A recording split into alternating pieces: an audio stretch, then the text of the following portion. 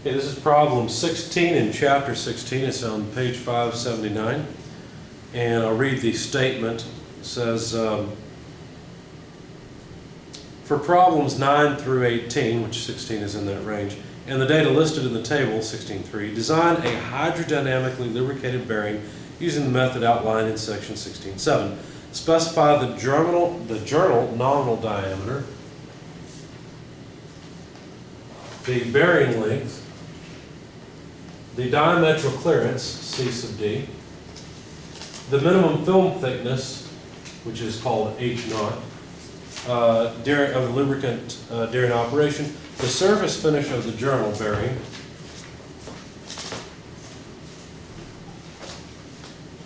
the lubricant, the maximum operating temperature, and for your design, compute the coefficient of friction, the frictional torque, and the power dissipated as a result of friction. Okay, so we have several things to find. So let's go back into the section 16.7 and design it. Let's start off talking about surface roughness because that's something we haven't really covered. It's on page 565. I'll just read to you what your author has to say about it. A ground journal with a surface roughness average of 16 to 32 microinches, or 0.4 to 0.8 micrometers, is recommended for bearings of good quality. The bearing should be equally smooth or made from one of the softer materials so that wear-in can smooth the high spots. So what they're saying is both the journal and the bearing need to be smooth, but the journal needs to be more smooth and harder or stronger than the bearing itself, because the bearing can be worn in to some extent. Creating a good fit between the journal and the bearing. In high precision equipment, polishing or lapping can be used to produce a surface finish of the order 8 to 16 microinches, which is 0.2 to 0.4 micrometers. That's all your author really says about it. So we have to specify that, but that would be based on experience more than anything. The limiting, one more thing, on page 566, equation 16.5, the limiting acceptable value of minimum film thickness depends on the surface roughness of the journal and bearing, because the film must be thick enough to eliminate any solid contact during expected operating conditions. In other words, if the surface of the journal is too rough, the oil won't lift it up far enough away to prevent contact between the bearing and the journal. So that's what they're saying. The suggested design value also depends on the size of the journal. For ground journals, the following relationship can be used to estimate the design value. So we're going to use this. H naught should be about 2.5 10,000ths of the diameter. Now this is for ground journals. So for ground journals, that's going to have a surface roughness from 16 to 32 microinches. Okay? So let's just say 16 to 32 microinches because we're using the specification. Okay? Where do you see the numbers? That's on page 565. It's in the text at the bottom of the page. 16 to 32 microinches. Good questions. Any others? Good question. Okay, so now let's actually go in and use the design procedure. Going with the 0.4 to 0.8 micrometers because it's all metric. You're right, thank you. You're right. I purposely selected a metric problem and didn't use metric surface finish. 0.4, 0.8 micrometers. Good point, thanks. Okay. Okay, specify a trial value. I'm going through the procedure on page 568 now. Specify a trial value for the journal diameter D and the radius R equals D over 2. Okay, so we kind of have to begin by guessing. Now the load that we were given, I didn't write down the givens, I should have. I was too busy writing down what they asked us to find. So let's go back to the problem statement and find the specifications. So this is what we're supposed to find. What we were given, try to put the givens up here out of the way, is that the radial load, I like to call it R, some people call it F, it's up to you, it doesn't matter as long as you know what it is 18,700 newtons. The minimum shaft diameter is 100 millimeters. So that's point, let's see, 1, 2, 3, yeah, that's 0.1 meters. The shaft speed is 2,200, I'm writing 2,200 revolutions per minute. There we go. The application is a conveyor.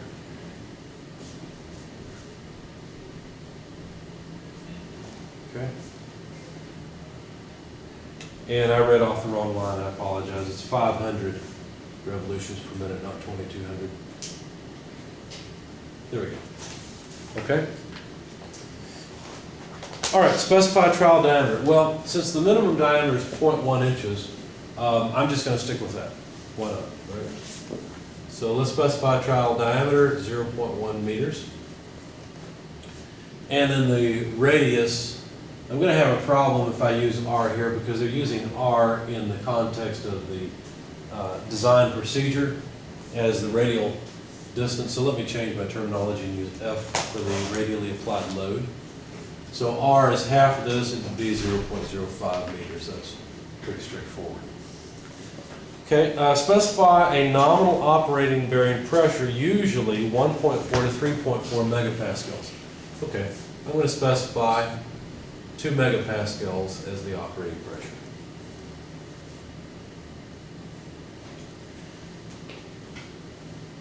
Where pressure equals F over LD, solve for L. So now we're going to solve for the length. Do you guys understand why we'd be solving for the length? Basically, the more area the bearing has, the lower the pressure would be at the given load. So we're just rearranging that equation I showed you on the slides. Where do you get the pressure again? I'm kind of lost on it. The pressure needs to be between 1.4 and 3.4. It's in the design procedure. Look on page 568.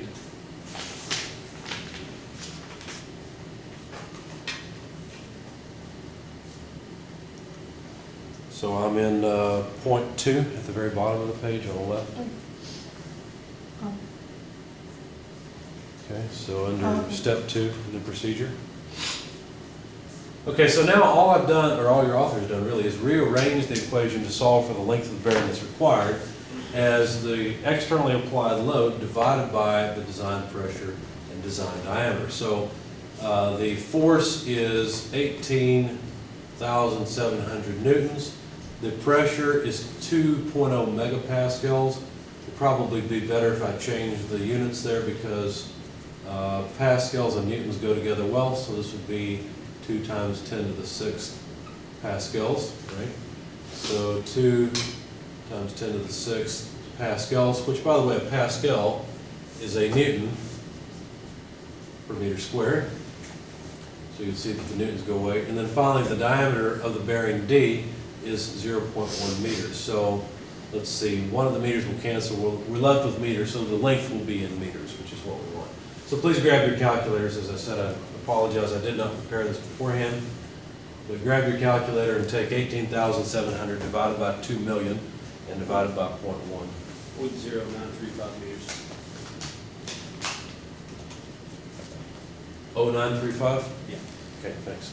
Now how does that compare to the diameter of the bearing? Well, it's pretty close, right? The diameter and length are fairly close. Okay, then compute L over D. It might be desirable to redefine L over D to be a convenient value from 0.25 to 1.45 or to 1.5 in order to use the design charts available. If you notice on the design charts, which are figures 16.9 and 16.8, you'll notice that the length to diameter ratios, there's only certain curves. And so it is convenient to make sure the length to diameter ratio falls on one of those. What I'm going to do to make it easier, I'm simply going to say the design length is 0.1 meters. That way the length to diameter ratio is 1. Okay, now it just happened this way, right? If I'd chosen something different, a slightly larger diameter, I could have had a slightly lower length, and maybe I wouldn't have chosen a 1-to-1 ratio again in this problem like I did in the last one. So you don't always choose a 1-to-1 ratio for length and diameter, but it just happened that way this time. That is in the range of 0.25 to 1.5, so I should be okay. Finally, compute the actual design value of L over D. Okay, here's the part we really need. Let's compute the actual pressure now. Notice I started at a pressure of 2 megapascals, but since I've rounded off the length, the pressure will not be exactly 2 megapascals. So let's compute what it would be. It would be the force divided by length divided by diameter. The force applied is 18,700 newtons. The length of the bearing is 0.1 meters. The diameter of the bearing is 0.1 meters. So please plug that into your calculator and we will have pressure in pascals. 1,870,000. 1,870,000. Yep. Let's just do it this way. So 1.87 megapascals. Okay. All right, so what do we have so far? Well, so far on this trial, we've got D equals 0.1 meters, L equals 0.1 meters. As a side note, the pressure is 1.87 megapascals. So let's just write all that down so we have it. Because we're going to need this space to continue.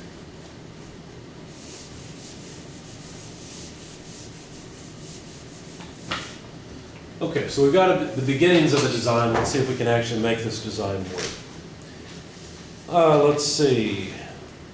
Referring to figure 16.4, specify the diametral clearance based on the values for D and N, then compute the radial clearance and the ratio of the radius to the radial clearance. So go back again to 16.4, which we used for boundary lubrication.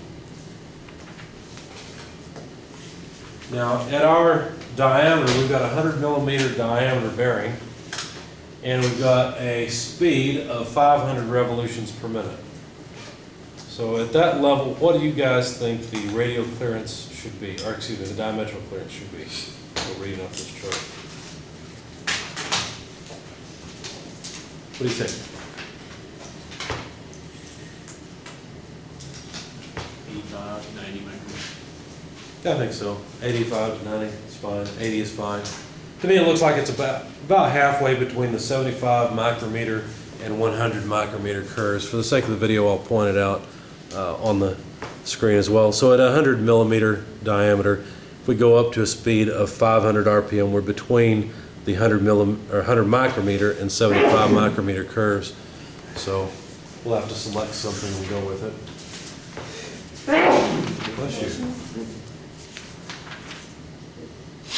Okay, so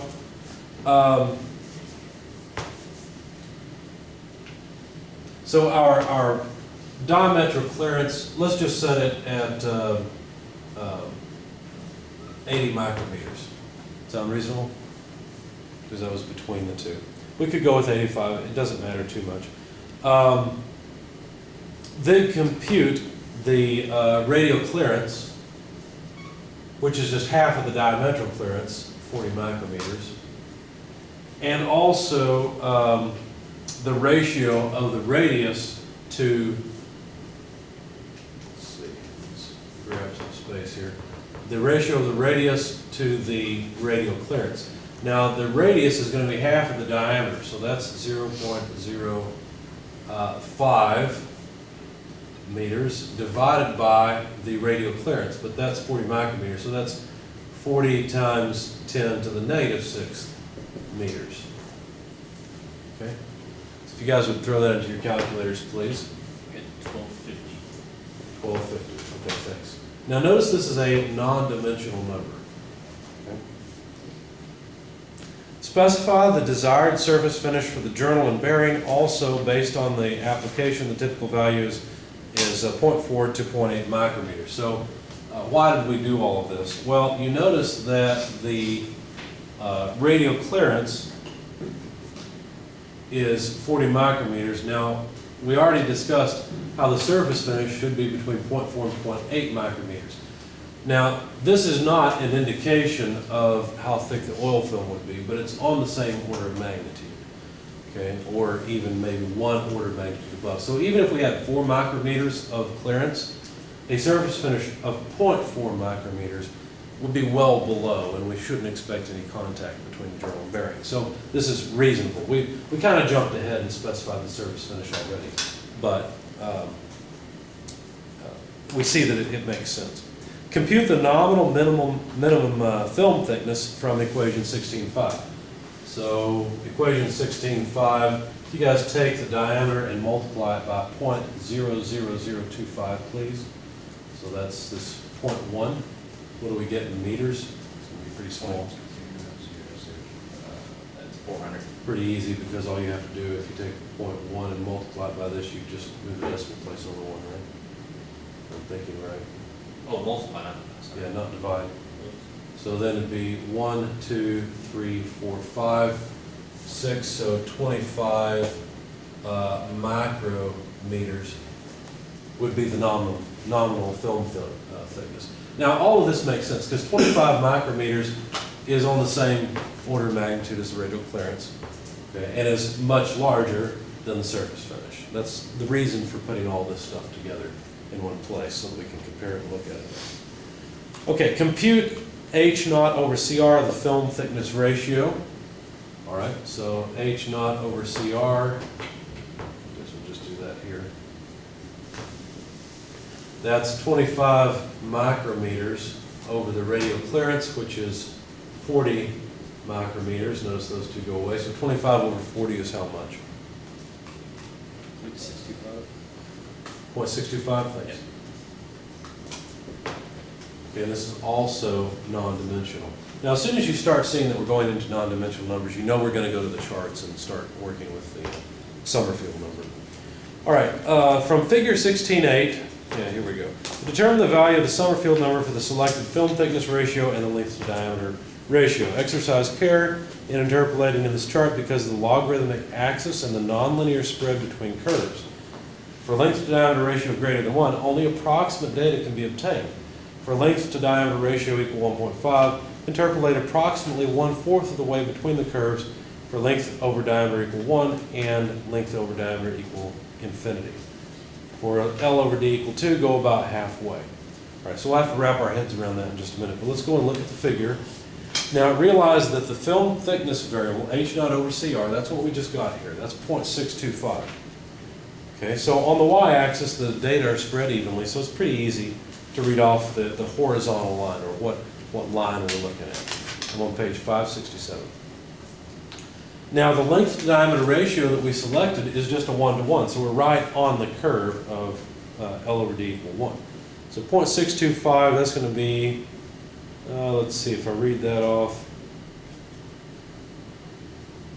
Looks to me like the Sommerfeld number is going to be somewhere between 0.2 and 0.3. Do you guys see that? Yeah. Okay, so for the sake of the video, I'm on page 567. The film thickness variable is 0.625, so somewhere here. Go over to L over D equal 1 and read off on the x-axis the Sommerfeld number. Okay, now let's read again what they said, or what your author said. It says,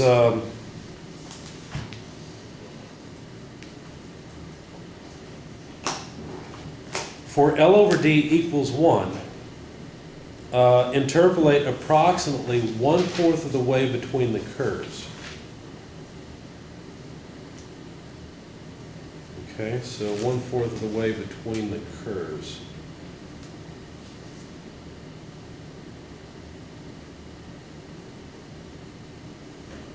Okay, so the x-axis is logarithmic. I'm not sure exactly what they're saying there. It's for if it's 1.5, isn't it?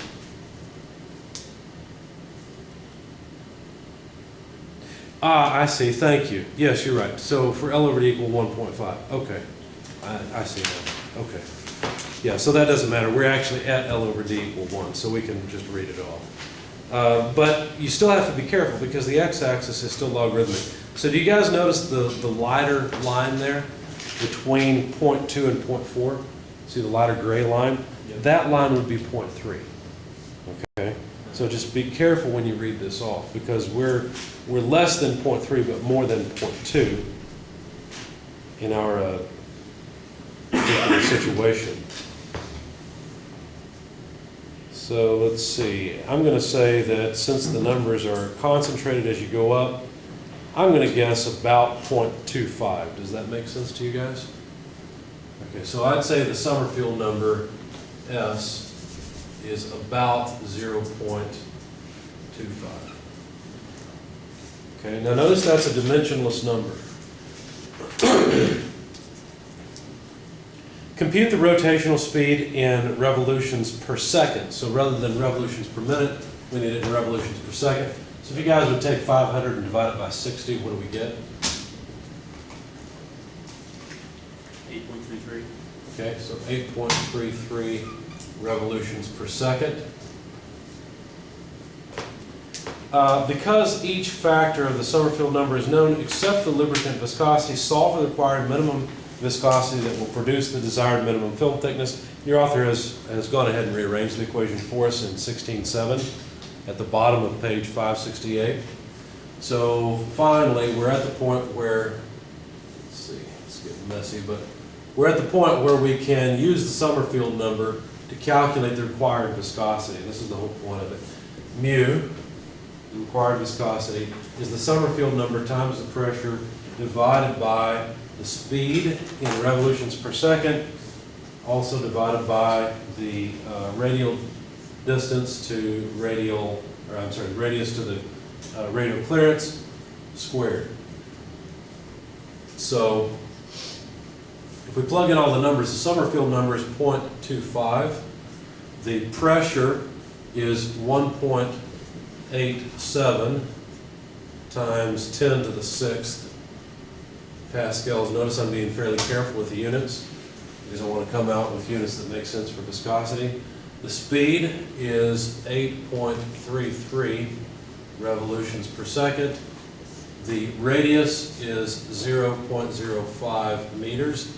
The radial clearance, oh, we've already done this. Radial to radial clearance we've already calculated, so there's no point in going through that again. It's 1250, and that has to be squared. Notice it's dimensionless. Okay, so plug this in your calculators, please, and we'll come up with the required viscosity. And I'm looking at this and I'm a little confused because I would think you'd have to go to radians per second for the radians to go away, but the revolutions are still in there. I'll have to look into that because the Sommerfeld number should be dimensionless and should give us a viscosity in pascals seconds. So why your authors left revolutions in there, I'm not sure.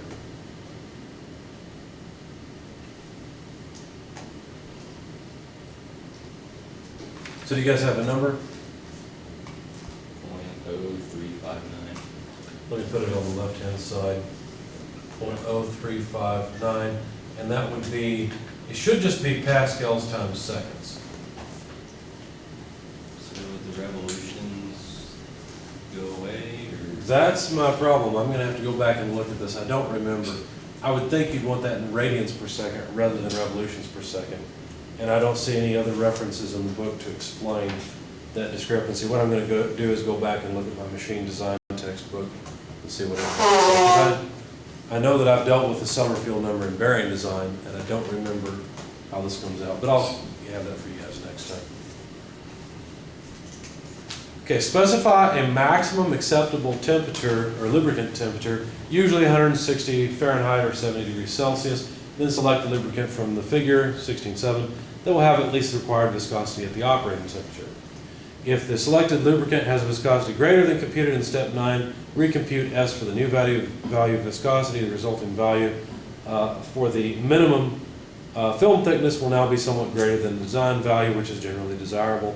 You can consult figure 16.8 again to determine the new value of minimum film thickness if desired. In other words, you can iterate through this many times if you really want to. So what they're saying is maximum temperature is normally just set at 70 degrees Celsius. And since you're not going to use a multi-weight oil typically, because this is not a car's engine, right? A car's engine design would be more complicated than this.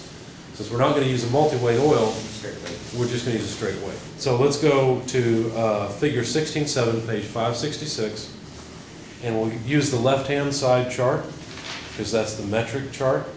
So at a temperature of 70 degrees Celsius, we need a dynamic viscosity of at least 0.036 or so. And so if you look, looks like we need an oil that's fairly thick. We could either go with 40 or 50. Okay, so if we go with 50, what's going to happen? Your, Friction's gonna go up. yeah, friction. Friction's going to go up, that's one point, yeah, the friction's going to go up. But the other thing that's going to go up is the film thickness. And that, like you said, that's usually desirable.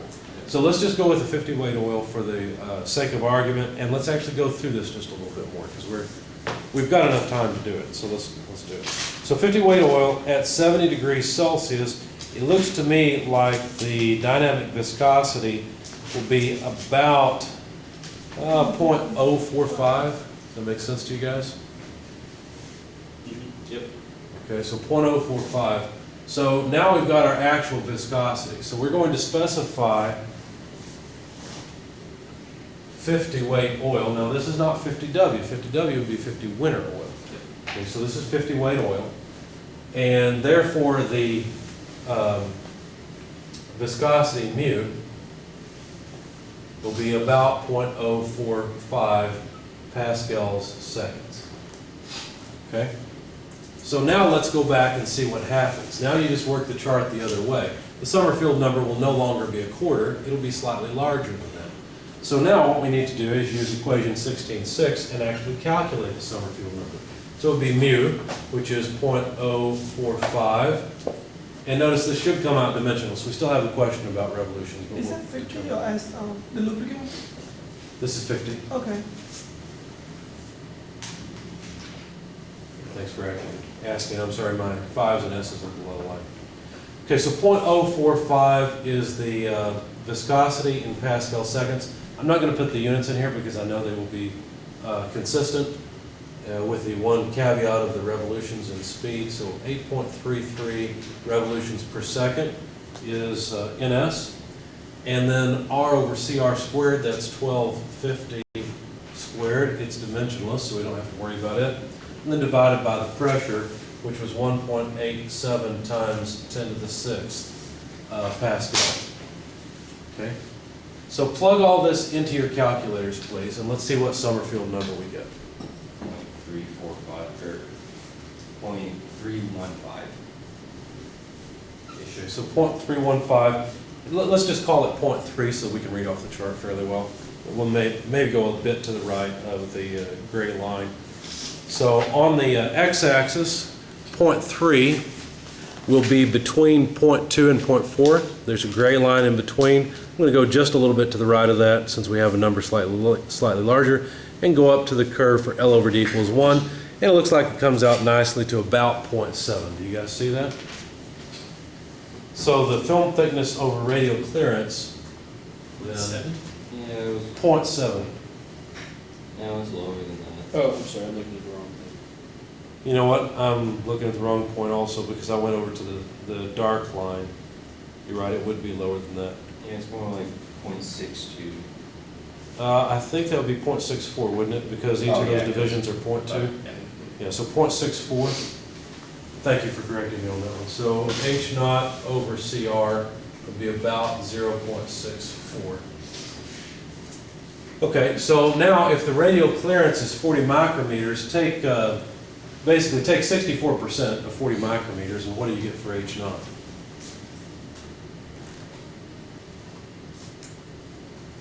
So 0.64 multiplied by CR of 40 micrometers is how much? 25.6. Okay, so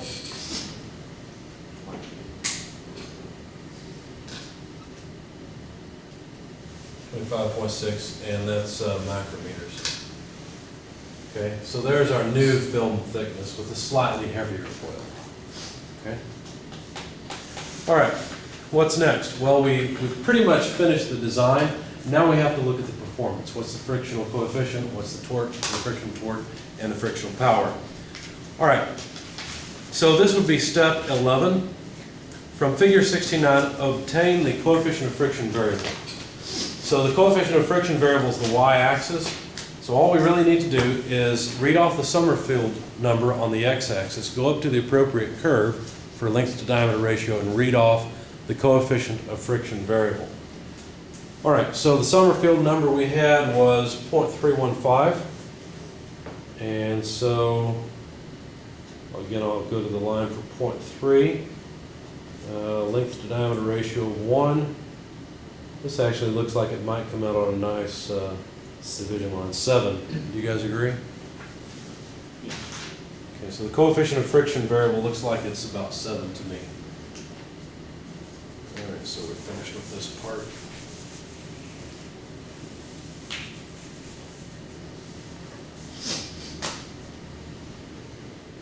F of R over CR. 0.7. What graph are you looking at? I'm looking at page 568, figure 16.9. Okay, compute the actual friction coefficient F as the coefficient of friction variable multiplied by R over CR. Okay, so what we have to do to get the actual friction coefficient is multiply 0.7 by R over CR. So R over CR is 1250. This is divided, isn't I'm sorry, did it say divide? You're right, I'm not reading it right. Thanks. You guys are keeping me honest. This gets you 0.00056. 0.00056? Yeah. How about if I write it this way, 5.6 times 10 to the negative third. Okay. Now, it's a little bit confusing because this y-axis on figure 16.9 looks like a function of something, but it really is the coefficient of friction multiplied by R over CR, and that's why we have to divide out R over CR to get it right. Okay, so 5.6 e negative 3. Compute the frictional torque. The product of the coefficient of friction and the load F gives the frictional force at the surface of the journal. That value multiplied by the radius then gives the torque. Okay, so the frictional force, this is just like F equals mu n. Okay, the normal force is this force, and then the friction coefficient is right here. This is like what we would call mu regularly in dynamics, and then we get the friction force. Yes, sir. That should be 5.6 E negative 4. Okay, thanks. Okay, so if we multiply 5.6 times 10 to the negative fourth by the load of 18,700 newtons, then we'll get the frictional force. So while you've got it in your calculator, just go ahead and multiply by 18,700. 10.47. 10.47, thanks. So there's the frictional force, which is a whole lot less, obviously, than the normal load. So this is really good. In dynamics, you typically end up with a frictional force on the same order of magnitude as the normal force, because the friction coefficient is a number between 0 and 1, but usually more than 10% or so. So anyway, the frictional torque is pretty straightforward. We'll move down here. It's just the frictional force multiplied by the radius. We've already used the symbol capital R for radius, so I'll try to be consistent. So 10.47 newtons multiplied by the radius, which is 0.05 meters. So if you guys would multiply that out, I would appreciate it. We get newton meters of torque out of this. 0.523. 0.523 newton meters. You want 4 instead? Okay. All right, so there's the frictional torque, and then finally the frictional power is pretty straightforward. Now, the frictional power equation that your author has in equation 16.9 is for English units. Since we're in metric units, it's a little easier than that. You really don't need a conversion factor. The frictional power is simply the speed multiplied by torque. Now we have to be a little bit careful here because we have revolutions per minute. We actually need radians per second. So let's take this. In fact, somewhere we had, I guess I've erased it, we had the speed in revolutions per second. Well, anyway, 500, here, let's get rid of this and put it on the video so you can see it. So a speed of 500 revolutions per minute, we multiply that by 1 minute per 60 seconds like we've already done, and then 2 pi radians per revolution, then we'll have revolutions per second. So please perform that calculation if you would, and we'll see what we have for the speed. 52.4 radians per second. Thanks. 52.4 radians per second. So our frictional power then is the frictional torque, I guess I should write it out. It's the frictional torque multiplied by speed. Now, instead of using speed as N, I'm going to use omega because that's really what this is. This is omega, this is in radians per second. So the frictional torque, 0.524 Newton meters, multiplied by the angular speed of 52.4 radians per second. So how much is the frictional power? 27.43. Now what are the units? Well, a Newton meter is a joule per second is a watt. So these are watts of power. Okay. So there's the amount of power dissipated by that bearing because the oil is not frictionless. There's some viscosity to it.